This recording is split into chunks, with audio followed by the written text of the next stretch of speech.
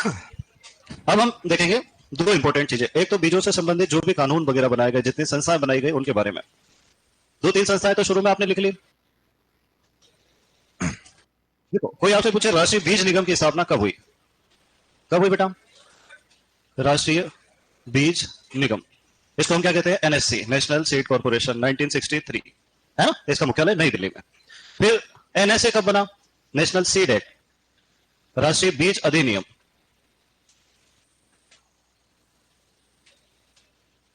इसको सीधे सीधे सीड एक्ट भी लिखा जाता है। क्या लिखा जाता है बेटा? है ना? पूरा नाम क्या है? NSA, national seed act, 1966। फिर बीज नियम, इनको क्या कहते हैं अपन? Seed rules. और सीड रूल्स कब बने? 1968 में। पर ये लागू कब हुए? 1969 में लागू हुए। फिर मार्च 1978, राजस्थान में, है ना? राजस्थान राज्य बीज प्रमाणीकरण संस्था।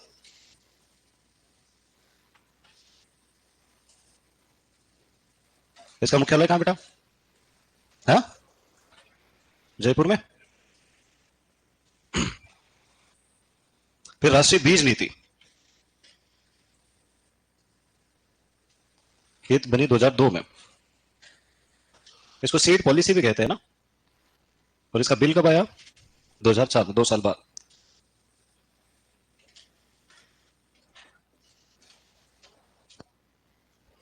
लिख लो। अब हम पढ़ेंगे बीज संतति, केंद्रक बीज, नाभिक बीज,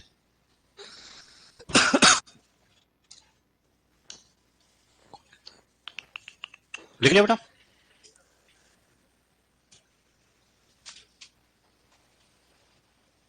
ऑनलाइन डाउट कितने बच्चे पूछते हैं यार? एक दिन में 150 डाउट थोड़ी ना आते।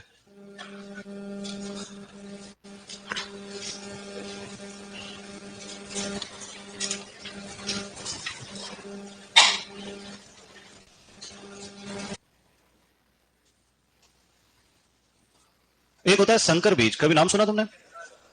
संकर बीज को हम कहते हैं अंग्रेजी में हाइब्रिड सीड, है ना? यदि हम देखें कि मार्केट में दो बहुत अच्छी वैरायटी, एक का नाम ए है और एक का नाम बी है, और दोनों में बहुत अच्छे गुण पाए जाते हैं, है ना? इन दोनों का जब हम जबरदस्ती पर परागण कर देते हैं, तो जो नया पौधा तैयार होगा उसके अंदर जो बीज बनेगा वो क्या कहलाएगा? संकर बीज। और इसकी खासियत क्या है कि ये F1 पीढ़ी, F1 पीढ़ी किसको कहते हैं? जैसे आज मैंने मान लो कि एक खेत में संकरण करवाया मक्का में, है ना?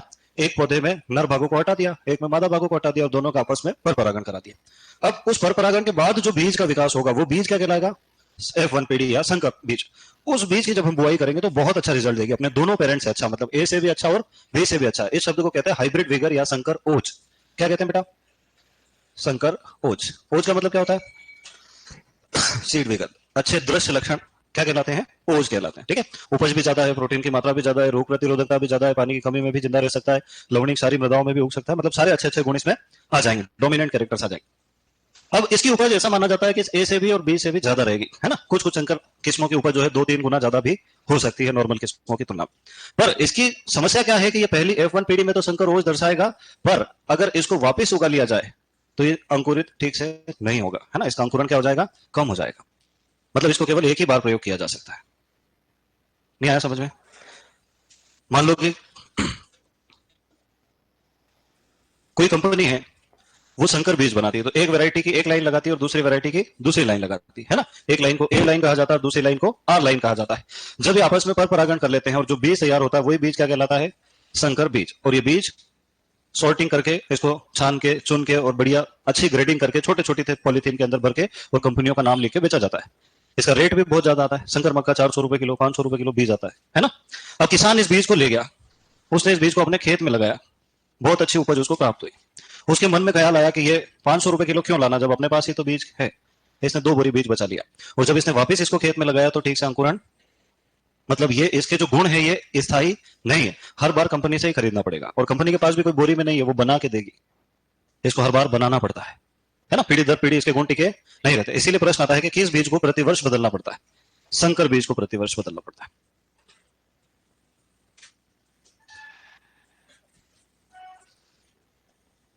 इसका मतलब जब भी अपन संकर बीज जो लेके आएंगे, हम कंपनी पर ही आश्रित रहेंगे, ये अच्छा बीज है क्या? नहीं है। अब दूसरा बीज होता है संकुल बीज। ये नाम सुना तुमने कभी? संकर मक्का, संकुल मक्का, इसको कहते हैं कंपोजिट सीड। ऐसी फसलें जिनके अंदर बहुत ज्यादा रिकॉम्बिनेटिंग एबिलिटी होती है, जैसे मक्का और बाजरा है ना, इनमें बहुत ज्यादा पर परागण होता है, ये बहुत अच्छे से कनेक्ट भी हो सकती है। अब मान लो मेरे पास मक्का की एक किस्म है जिसमें उपज ज्यादा है पर उसमें कीड़े ज्यादा लगते हैं। दूसरी किस्म है जो पानी की कमी झेल सकती है, उसकी उपज भी अच्छी है पर वो तेज धूप नहीं झेल सकती। तीसरी किस्म है जिसमें रोग प्रतिरोधकता है, तेज धूप भी झेल सकती है पर वो ज्यादा उपज नहीं दे सकती। मतलब किसी न किसी में कोई ना कोई कमी भी है। तो अपन क्या करते हैं, ऐसी 15 से 20 किस्मों को एक ही खेत में लगाते हैं। कितनी किस्मों को बेटा? अब मुझे एक बात बताओ कि अगर अपन 15-20 पर परागित किस्में एक साथ एक ही खेत में लगा देंगे तो क्या होगा? पर परागण होगा। पर किसका किस्में होगा? भगवान ही मालिक है ना। और चूंकि सारी किस्में अच्छे अच्छे गुणों वाली थी, तो जो डोमिनेंट कैरेक्टर किसको कहते हैं अपन? प्रभावी गुण जो है ना, प्रभावी जीन अपना लक्षण दिखाएंगे और हमारे पास एक ऐसी जनसंख्या तैयार हो जाएगी जिसमें कुछ पौधे उच्च उत्पादक होंगे, कुछ पौधे रोग प्रतिरोधक होंगे या उनके गुणों से युक्त होंगे। तो कोई भी एक सिंगल चीज पूरी फसल को नष्ट नहीं कर पाएगी। मान लो कोई कीड़ा लगा तो क्या वो सभी पौधों को निपटा देगा? नहीं निपटा पाएगा। मान लो कि बहुत तेज धूप पड़ी तो क्या सभी पौधों को नुकसान होगा? नहीं होगा। मान लो पानी की कमी हो गई तो सब मक्का मुरझा जाएगी? नहीं मुरझा। उसमें सब तरह के गुण आ जाएंगे। तो इस 15-20 किस्मों का जो संकर बनाते हैं, इसी का क्या नाम दे दिया जाता है? संकुल। पर ये गुण भी 3 साल में चले जाते हैं। तो संकुल किस्मों को कितने वर्ष में बदलते हैं? 3 वर्ष में बदलते हैं, ऐसा लिख देता हूं। तो ये दोनों चीजें स्थायी है कि अस्थायी? हाँ, फिर कुछ स्थायी ढूंढना पड़ेगा, उसको कहते हैं वेराइटल सीड। अब हिंदी में लिखूंगा तो किस्म का बीज लिखना पड़ेगा, अंग्रेजी में लिख देते हैं वेराइटल सीड। ऐसी किस्म जिसको कितनी भी पीढ़ियों में उगाते जाओ, उसके गुणों में कभी कोई गिरावट नहीं आएगी। बस आपको आनुवांशिक शुद्धता उसकी बनाए रखना है, किसी और से पर परागण नहीं होने देना। उसी किस्म का हो जाए तो चल जाएगा, ठीक है। ऐसी किस्में जिनके कभी नहीं बदलना पड़ता वो क्या कहलाती है? वेराइटल। जैसे 1963 में अपन मैक्सिको से किस्म लेके आए लरमा रोजो, आज भी उगा लो, कोई दिक्कत नहीं है ना। गंगा की प्रथम संकर किस्म बनाई अपन ने, गंगा फर्स्ट। उसको उस साल उगाया, अगले साल उगा सकते हैं क्या? नहीं उगा सकते, संकर किस्म थी। मतलब आज भी गंगा फर्स्ट बनाना हो तो वही 2 वैरायटी लाना पड़ेगी जो वेराइटल सीड की है, फिर उनका क्रॉस कराएंगे तब जाके बनेंगे। तो ये दोनों काम तो काफी मेहनत के, पर इसमें आपको कुछ नहीं करना। गेहूं उगाओ लोकवन, उसमें से अच्छे गेहूं बचा लो, छान लो, फिर से बुआई कर दो, सेम टू सेम मामला। तो ये सस्ते भी पड़ते हैं और इनके गुण भी स्थायी होते हैं। तो मैं लिख दूं इसमें,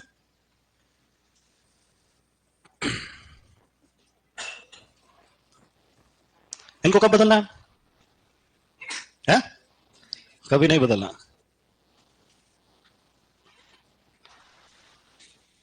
मतलब पीढ़ी दर पीढ़ी कितने भी साल तक चलते रहे, इनके गुणों में कोई गिरावट नहीं आती। चलो इतना लिखो, फिर अपन वेराइटल सीड के डेवलपमेंट का प्रोग्राम समझेंगे कि कैसे बनाते हैं वैज्ञानिक बीज संतति या सीड वजन। चलो चले आगे बेटा। अब देखो, दुनिया में बीज जब बनाया जाता है तो उसमें बहुत सारे चरण होते हैं, है ना। तो यहां हम लिखेंगे बीज का प्रकार। जैसे बीज कितने प्रकार का हो सकता है?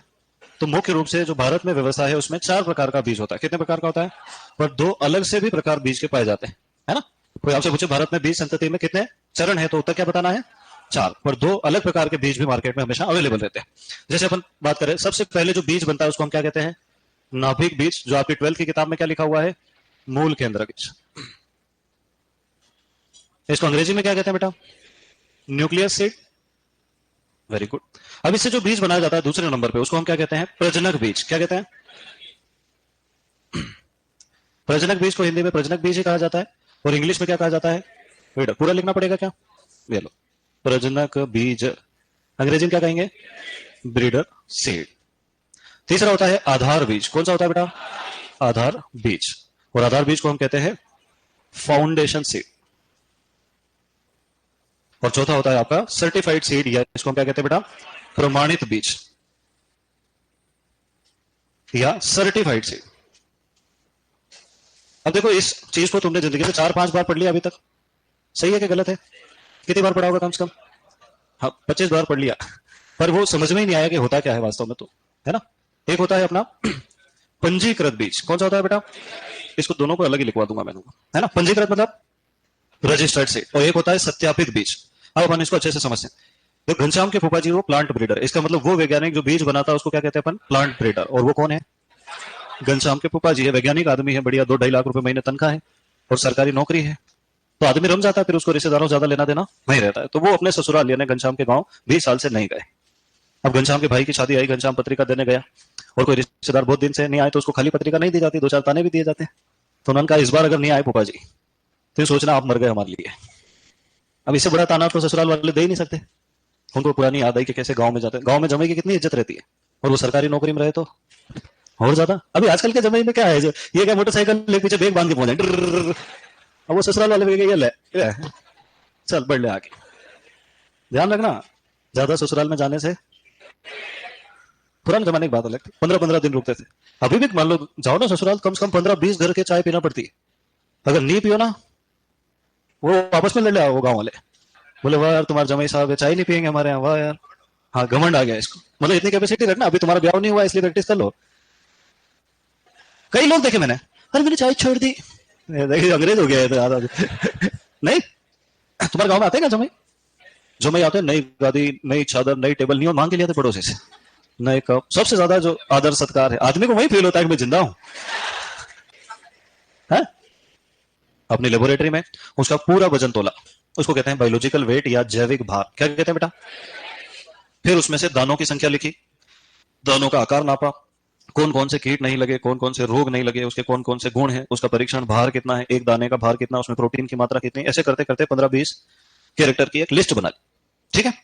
फिर वो जो बीज प्राप्त हुआ उसको अलग अलग गमलों में लगाया। तो किसी भी किस्म का प्रारंभिक मुट्ठी भर जो बीज होता है, जो सबसे पहले प्राप्त होता है, उसको हम क्या कहते हैं? नाभिक बीज या मूल केंद्रक बीज। तो ये जो वहां से लेके आए चयन करके फूफा जी, वो कौन सा बीज था? नाभिक बीज या मूल केंद्रक बीज, जिसको अंग्रेजी में कहते हैं न्यूक्लियस। फिर इसको गमलों में लगाया और अगली पीढ़ी में उन गुणों को क्रॉस चेक किया कि जो उन्होंने लिस्ट बनाई है क्या वही गुण है या उनमें कोई कमी आ गई। बदल भी सकता है मामला, अगर वो नहीं बदलता है तो फिर उसको छोटी छोटी क्यारियों में लगाते हैं, फिर चेक करते हैं। जब उसका भार लगभग 1 बोरी के आसपास हो जाता है तो वो बीज प्रमाणीकरण संस्था को लेटर लिखते हैं कि मेरे पास चने की एक नई किस्म का बीज है जिसका नाम है शंभुनाथ 2। नाम भी तो रखना पड़ेगा ना। फिर सीड सर्टिफिकेशन एजेंसी पूछती है कि क्या आपके पास उस बीज का 50 किलो या 100 किलो मटेरियल है? बोले हाँ है। तो वो सीड सर्टिफिकेशन एजेंसी उस पूरे बीज के आधा आधा किलो के पैकेट बनाती है और भारत में अलग अलग राज्यों में अलग अलग रिसर्च स्टेशन पे भेज देती है। साथ ही साथ वो गुणों की लिस्ट भी भेज देती है और कहती है कि अब इसको चेक करो। इसको कहते हैं एडॉप्टेबिलिटी टेस्ट। क्या कहते हैं? अनुकूलता परीक्षण। कौन सा परीक्षण?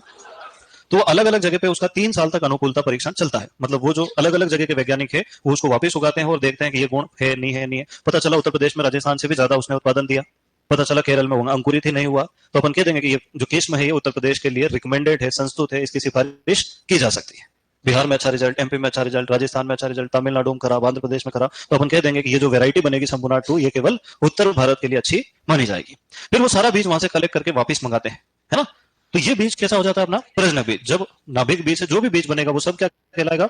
Breeder seed. अलग अलग स्टेशन के प्लांट्स ब्रीडर मिलकर उसको मात्रा में बढ़ाते हैं। अब मान लो अपने पास कुल मिलाकर बीज आया 100 क्विंटल। कितना आया? अगर इस बीज को अपन बोरियों में भर भर के और किसानों को बेच दे, किसान उसको उगाएंगे, अगले साल मंडी में ले जाकर बेच देंगे, अपना बीज हो गया खत्म। अरे नई किस्म बनाई और कैसे निपट गई?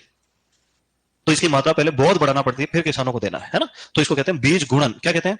सीड मल्टीप्लीकेशन या बीज गुणन, यानी बीज की मात्रा को 10,000 टन, 20,000 टन, 1,00,000 टन करेंगे तब जाके वो बच जाएगा फिर, है ना। तो इस मात्रा को बढ़ाने के लिए उस बीज को फिर से अलग अलग बीज उत्पादक संस्था या किसानों के जो समूह होते हैं, एफपीओज, फार्मर प्रोड्यूसर्स ऑर्गेनाइजेशंस, है ना, पढ़े लिखे किसानों के ग्रुप होते हैं जो बीज लेते हैं, उसकी मात्रा बढ़ाते हैं और वापस उसी कंपनी या उसी व्यक्ति को दे देते हैं जिसकी वो वैरायटी है। तो अगली बार जब ये बनेगा तो क्या बन जाएगा? आधार बीज। अब ये यहाँ तो 100% शुद्ध है, यहाँ भी 99.9999% शुद्ध, मतलब दोनों ही 100% शुद्ध है, पर यहाँ आते आते ये 98 तक भी हो सकता है ना, कहीं ना कहीं एकाध पर परागण तो हो ही जाएगा। फिर इस आधार बीज को एक बार और मल्टीप्लाई किया जाता है और क्या बनाया जाता है? प्रमाणित बीज। और ये प्रमाणित बीज जो है वो मार्केट में बेच दिया जाता है। किसको?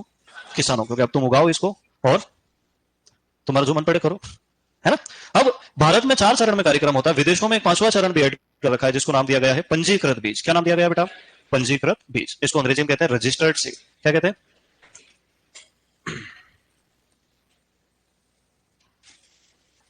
प्रश्न आता है भारत में बीज की कौन सी संतति नहीं पाई जाती? कौन सी नहीं पाई जाती? वहां 5 चरण का प्रोग्राम है, ठीक है। अब इस पूरे कार्यक्रम को होने में लगभग 10 से 12 साल लग जाते हैं। कितने लग जाते हैं बेटा? 10-12 साल लगने की वजह से ये बहुत धीमी प्रक्रिया। मान लो आज मैंने कोई नया बीज ढूंढा तो 2037 में आएगा मार्केट में, तब तक तो पता नहीं मार्केट कहां से कहां चला जाएगा। इसलिए प्राइवेट कंपनी इतना इंतजार नहीं करती, वो नई वैरायटी ढूंढती, खुद ही मल्टीप्लाई करती है और बेच देती है अपनी ब्रांड वैल्यू पे, है ना। जैसे अपन कहते हैं आईफोन है तो अच्छा ही होगा, तो मोबाइल चलाए भी नहीं खरीद लेते हैं, क्यों? क्योंकि उसकी ब्रांड वैल्यू, अपन उस पर इतना भरोसा करते हैं। इसको कहते हैं सत्यापित बीज। क्या कहते हैं बेटा? तो सत्यापित बीज जो है इसमें कोई प्रमाणीकरण नहीं किया जाता है ना। इसको ट्रूथफुल सीड भी कहते हैं। क्या कहते हैं? कंपनी खुद ही लिख देती है कि मैं भगवान की कसम खा के कहता हूं जो गुण लिखे वही है। अपन कर ही लाते हैं और अच्छा रिजल्ट भी देता है ना। पर ये प्रमाणीकरण द्वारा पास हुआ नहीं रहता। अब लिख लो, डायरेक्ट लिखने का ही बचा है। मूल केंद्रक बीज कितना शुद्ध है बेटा? 100%। और ब्रीडर सीड 100%। पर फिर भी सर्वाधिक पूछे क्या लगाना है ना, ये एक ही पौधे की संतान। आधार बीज कितना शुद्ध हो सकता है? ऊपर लिख तो दिया शुद्धता 98% तक। ठीक है। अच्छा, कभी कभी टैग का रंग पूछते हैं, क्या पूछते हैं सर? बाकी का शुद्धता प्रतिशत, बाकी मेंशन नहीं किया गया है ना, लिखा नहीं रहता बुक में। टैग का रंग देखो, नाभिक बीज क्या बोरी भर के होता है? अब ये कई बार बच्चों के डाउट रहता है, टैग क्या होता है? टैग वो कागज है जो उस बोरी के साथ सील देते हैं अपन। उस पर लिखा रहता है किस्म का नाम, बीज भरने की दिनांक, बीज का भार, नमी की मात्रा, है ना। और ये सारा सिस्टम जिस कागज पे लिखा रहता है उसका रंग भी अलग अलग रहता है। जैसे सुनहरे पीले रंग का कागज कैसा है बेटा? सुनहरा पीला। तो ये कौन सा बीज है? प्रजनक बीज। आधार बीज पे कैसा रहेगा? सफेद रंग का कागज रहेगा। पंजीकृत पे बैंगनी, और प्रमाणित बीज पे नीला, एजर ब्लू। और सत्यापित बीज पे हरा। अब और भी इसमें बहुत सारी चीजें रहती है। जैसे मान लो कि कोई पूछे आपसे कि नाभिक बीज को कौन तैयार करता है? पादप प्रजनक। और ये बीज कितना होता है? मुट्ठी भर। ये याद रखना है, बहुत अच्छा शब्द है, हैंडफुल ऑफ सीड। कौन सा बीज केवल एक मुट्ठी जितना ही होता है? नाभिक बीज, है ना। प्रजनक बीज, प्रजनक बीज को कौन तैयार करता है बेटा? पादप प्रजनक। और कौन से वाले? अलग अलग जगह के। आधार बीज, आधार बीज को कौन तैयार करता है? सीड मल्टीप्लीकेशन एजेंसी, बीज गुणन संस्थाएं या किसान। बहुत सारे किसान भी बीज उत्पादन में सहायता करते हैं। फिर प्रमाणित बीज, है ना। प्रश्न आता है किसानों को कौन सा बीज दिया जाता है? ये याद रखना है आपने। भारत में कौन सा नहीं पाया जाता है? मुझे नहीं लगता तुमको इसको याद करना पड़ेगा, बस इतना ही है।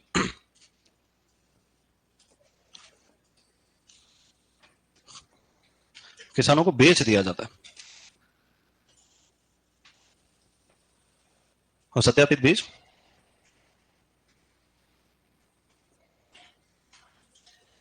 इसका कोई प्रमाणीकरण नहीं होता है, प्राइवेट कंपनी बनाती है।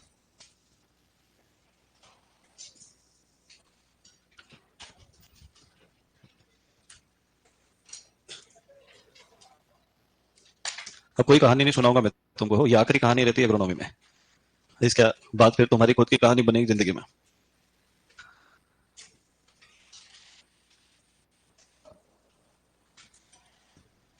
है ना। और मैं तुमको बता दूं कि बीज दर जो है वो बहुत ही शानदार टॉपिक है। बीज दर किसको कहते हैं बेटा? एक हेक्टेयर में बुआई के लिए आवश्यक बीजों का भार या मात्रा क्या कहलाती है? बीज दर कहलाती है। अब बीज दर ज्ञात करने के लिए अपने पास बहुत सारी चीजें होना चाहिए। एक होता है टेस्ट वेट, क्या होता है बेटा? इसके अलावा एक होता है फिजिकल प्योरिटी यानी भौतिक शुद्धता। दूसरा होता है अंकुरण का प्रतिशत। और तीसरा होता है कतार से कतार और पौधों से पौधों की दूरी, है ना। तो टेस्ट वेट निकालने के लिए अपन क्या करते हैं? TW गुणा 100 गुणा 100, है ना। अगर सेंटीमीटर में लेना हो R/P तो फिर 10,000 और लिखना पड़ेगा। और यहां करेंगे 1,000 गुणा 1,000। तो ये तो बहुत छोटा सा सूत्र है? नहीं है? इसमें TW क्या है बेटा? इसको कहते हैं परीक्षण भार। फिर PP मतलब भौतिक शुद्धता, मतलब बीज में से कचरा निकालना है। फिर GP मतलब अंकुरण प्रतिशत। और R/P मतलब फसल अंतरण। ये तो हो गया सूत्र। सवाल करवाऊं क्या? वैसे सवाल आता नहीं है पर अपन कर लेते हैं, चलो, है ना। यदि गेहूं के बीज का परीक्षण भार 40 ग्राम है, क्या है बेटा? इसका पूरा टॉपिक पढ़ लेंगे अभी हाथों हाथ। भौतिक शुद्धता मान लो 100%, कितनी है बेटा? अंकुरण जो है वो है 80%, कितना है? और फसल अंतरण है 20 × 5 सेंटीमीटर। अगर मीटर में दे तो फिर वो 0.2 और 0.05 लिखना पड़ेगा, इसलिए अपन ने कायम दे दिया सेंटीमीटर। करो देखें ये सवाल आज हो पाएगा? नहीं हो पाएगा,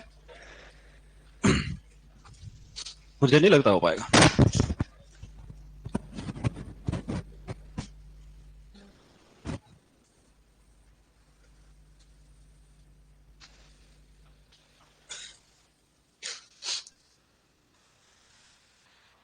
अच्छा, एक 10,000 और लिखना पड़ेगा तब जाके होगा, 3 बार।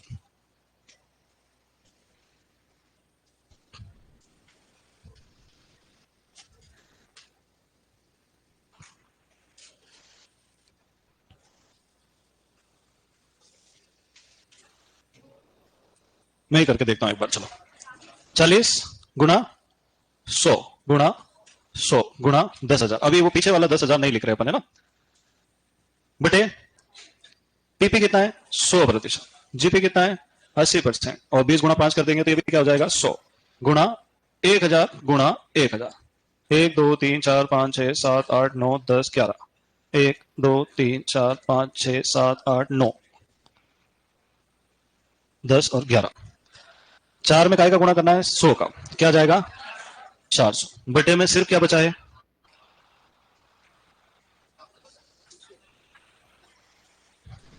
ना। पर इसका सवाल कभी भी पूछा नहीं गया, अगर पूछा जाए तो क्या करना है, काट दो, है ना, जीरो ही काटना है खाली। चलो लिखोगे क्या इसको, लिख लो। देखो मैं एक बात बता दूं ना, इसको ज्यादा समझने जाओगे ना तो ये तुम्हारे दिल में डर बन के बैठ जाएगा, ठीक है, लिख लो। अभी तक तो नहीं पूछा गया किसी भी एग्जाम में दुनिया की, है ना, पर फिर भी बच्चे कहते हैं सर बीज दर निकालना सिखाओ। तो बीज दर निकालने के लिए अपने कितनी चीजें चाहिए, 4 चीजें, है ना। और ऊपर ध्यान रखना, देखो ऊपर क्या लिखा है 100 गुणा 100 गुणा 10,000 और एक बार और 10,000। वो इसलिए कराया कि ये जो R इंटू पी सेंटीमीटर में दे रखा है, इसलिए अगर मीटर में देते तो केवल कितनी बार आता, एक ही बार।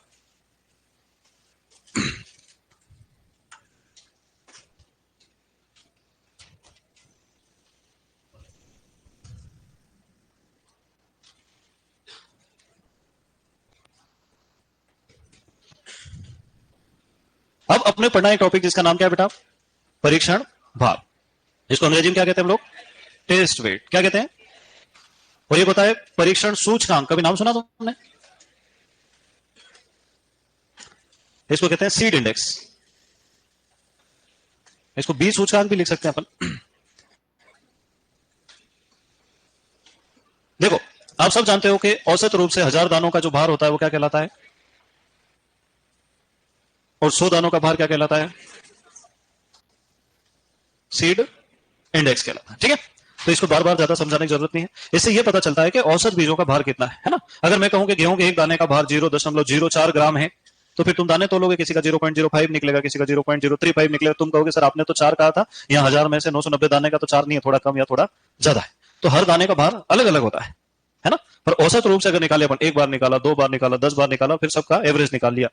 हैंडबुक ऑफ एग्रीकल्चर है ना, उसमें 1005 पे गेहूं शुरू होता है और पेज नंबर 1012 पे लिखा है कि यदि गेहूं का 1000 दानों का औसत भार 38 ग्राम है तो बीज दर 100 किलोग्राम होगी, और अगर 45 ग्राम है तो बीज दर 125 किलोग्राम। इसलिए अपन लिखते हैं गेहूं की बीज दर कितनी है, 100 से 120 किलो, ठीक है। हर वैरायटी का टेस्ट वेट अलग अलग हो सकता है, हर किस्म का परीक्षण भार अलग अलग होता है। फिर भी अपन चूंकि सुपरवाइजर तैयारी कर रहे हैं, अपने से पूछा जाता है कि गेहूं का कितना होता है, कितना होता है बेटा। मैं सब लिखवा देता हूं, देखो गेहूं, धान, धान में बासमती धान और अलग से आ जाता है, और इसमें से प्रश्न भी आते हैं ना। फिर मक्का, ज्वार, बाजरा, ये कौन है भाई, मटर, और क्या, गेहूं है तो गेहूं सा भी है, सोयाबीन है, मटर तो लिख दिया ना अपने, मूंगफली है, और सूरजमुखी। सारे नहीं है जो लिखे हुए हैं ना, वही है बस, और रिज का, और क्या है, 1 2 3 4 5 6 7 8 9 10 11 12, हाँ 12 ही है बस। कपास वपास का नहीं आता ना बेटा, कपास में बीटी कपास का अलग आएगा, हाँ बाजरा, ये रहा। चलो गेहूं का कितना है, सरसों और है, और तिल भी, हाँ रिज का लिख दिया। धान का है 25 ग्राम, बासमती धान का है 21 ग्राम, यह भी पूछा जेईटी 2023 में 23 में, है ना। मक्का का है 200 ग्राम, कितना है, ज्वार का है 20 से 30 ग्राम, है ना। अगर संकर ज्वार पूछे तो 25 से 30, और देसी ज्वार पूछे तो 20 से 25। बाजरे का 5 से 7 ग्राम, मटर का 120 से 200 ग्राम, गेहूं सा का 2 से 3 ग्राम या 2 ग्राम, सोयाबीन का 105 ग्राम, मूंगफली का 200 से 250 ग्राम, सूरजमुखी का 45 या 45 से 50 ग्राम, रिचका का 2.4 ग्राम, सरसों का 3 से 5 ग्राम, और तिल का 2.5 से 3 ग्राम या 2 से 2.5 ग्राम, है ना। वो वेरायटी पे डिपेंड। क्या हो गया, सूरजमुखी का 40-45 लिख रखा है, हाँ अब बड़ी वाली आ रही मार्केट, 40-45 लिख लो, तुम हमेशा यही करते रहोगे जिंदगी में, यार 45 ग्राम। हर वैरायटी का टेस्ट वेट अलग अलग होता है ना। जब भी प्रश्न आता है तो इन्हीं में से ऑप्शन बनाते हैं। जैसे मान लो उसने पूछ लिया अपने से कि रिजके का परीक्षण भार कितना है, 40 ग्राम, 25 ग्राम, 21 ग्राम, 2.4 ग्राम, ठीक है। जैसे बाजरे का पूछ लिया, बाजरे का परीक्षण भार कितना है, 40 ग्राम, 105 ग्राम, 5 से 7 ग्राम या 45 ग्राम।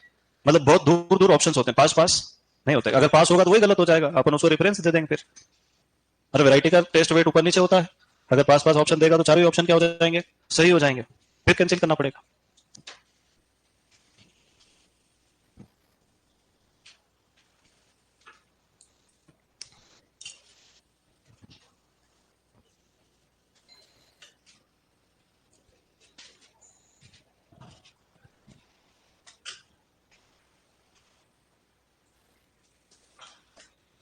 विधियां, तुमने खेत में बुआई की क्या कभी? हाँ, नहीं की? फिर किसानों को कैसे ट्रेनिंग दोगे? बोले सर हम किसानों को दिखेंगे नहीं, आप एक बार सुपरवाइजर बनने दो। पहली विधि कौन सी है बेटा? ब्रॉडकास्टिंग, इसको हम क्या कहते हैं, है ना, छिटकवा या छिड़कवा विधि। अच्छा मुझे एक बात बताओ, इसमें ऊपर से हाथ से गेहूं या धान के बीजों को फेंक दिया जाता है, ऐसे क्या होता है, पौधे और पौधे कतार से कतार की दूरी निश्चित नहीं होती, पर यह सबसे सस्ती विधि है। कैसी विधि है?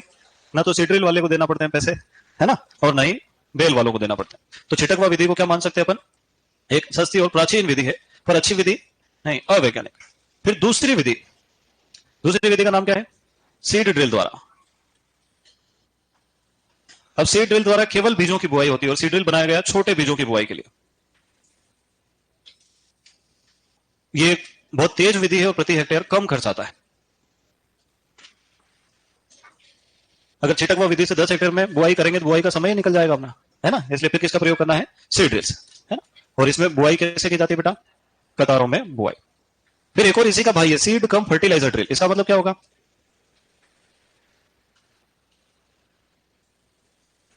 ये क्या करेगा? बीज बुआई प्लस उर्वरक। उर्वरक बीज के नीचे देना चाहिए कि ऊपर देना चाहिए? ये है बीज, उर्वरक कहां देना चाहिए? नीचे, है ना। कितनी गहराई पर देना चाहिए? बीज से भी 5 सेंटीमीटर नीचे देना चाहिए, ठीक है। फिर सीड कम फर्टिलाइजर के बाद आता है अपना प्लांटर। प्लांटर जो है बड़े बीजों की बुआई के लिए प्रयोग होता है, या वानस्पतिक भागों की। जैसे मैं तुमसे कहूं पोटैटो प्लांटर किसकी बुआई करेगा? हाँ, पक्का। और शुगर केन प्लांटर?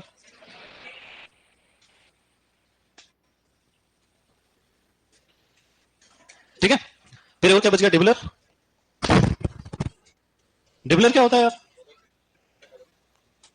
देखो पुराने जमाने में जो डिबलर आता था वो ऐसा आता था, पेन जैसा खूंटी, उसे एक छेद बनाते जमीन में और उसके अंदर एक बीज डालते हैं, फिर दूसरा दूसरा तीसरा तीसरा, एक एक बीज ही डालते हैं एक छेद में, है ना। तो इसमें बीज दर न्यूनतम आती है, सबसे कम बीज दर किसमें आती है? और एक आता है ट्रांसप्लांटर। ट्रांसप्लांटर क्या करता है? पौधों की रोपाई करता है। चलो लिख लो। इसके बाद कौन सा टॉपिक करना बताओ? टिलेज का तो कोई खास वेटेज है ही नहीं सुपरवाइजर, जो इंपॉर्टेंट है वो पहले कर लो, है।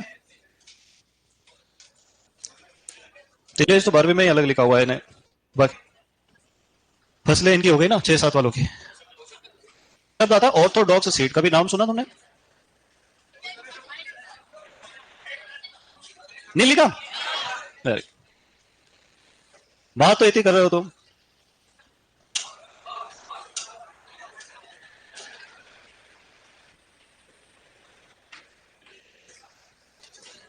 अरे कहां सफेद लिखवाया, घनश्याम प्रजनन, ये एक है भाई, वो कह रहा आपने तो यार।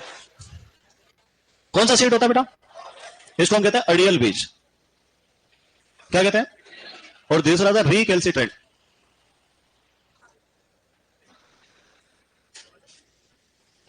देखो कुछ बीज जो होते हैं, ओ भाई इनको वो कहानी सुनाना पड़ेगी मुझे, है, तुम्हें सुना देना एक दिन। चलो, ऐसे बीज जिनको कम तापमान और कम नमी पर लंबे समय तक भंडारित किया जा सकता है, साल भर, 2 साल, 3 साल, उनको क्या कहते हैं? ऑर्थोडॉक्स या अड़ियल बीज। जैसे अनाज, दलहन और तिलहनों के बीज। कुछ बीज ऐसे होते हैं जिनको 1 महीने 2 महीने से ज्यादा भंडारित नहीं किया जा सकता, वो बहुत जल्दी से अपनी नमी और भोजन को खो देते हैं, उनको कहा जाता है रिकैल्सिट्रेंट बीज। तो दोनों लिख लो, पहले हेडिंग लिखो, ऑर्थोडॉक्स सीड या अड़ियल बीज। ऐसे बीज जिन्हें कम तापमान और कम नमी पर भंडारित किया जा सकता है, ऐसे बीज जिन्हें कम तापमान एवं कम नमी पर भंडारित किया जा सकता है।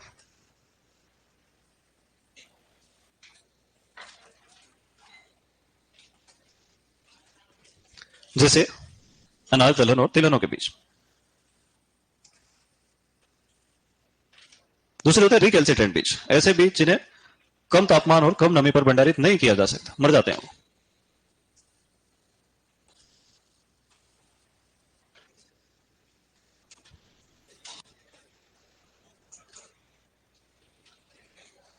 है ना, जिससे फल और सब्जियों के बीज।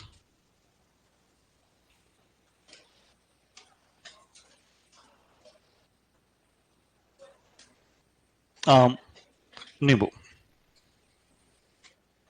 आम खा के अपन अगर गुठली फेंक देते तो उग जाती है, अगर अपन रख ले उसको संभाल के तो फिर कभी नहीं उगती। खूब रखी ना बचपन में।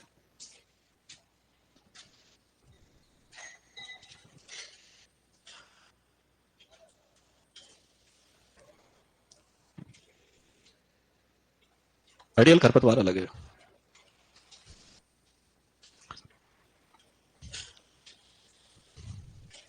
नौजवानों और 10 बुजुर्गों,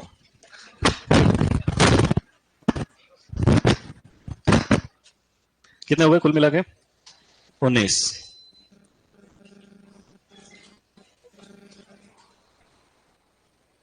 जैविक कृषि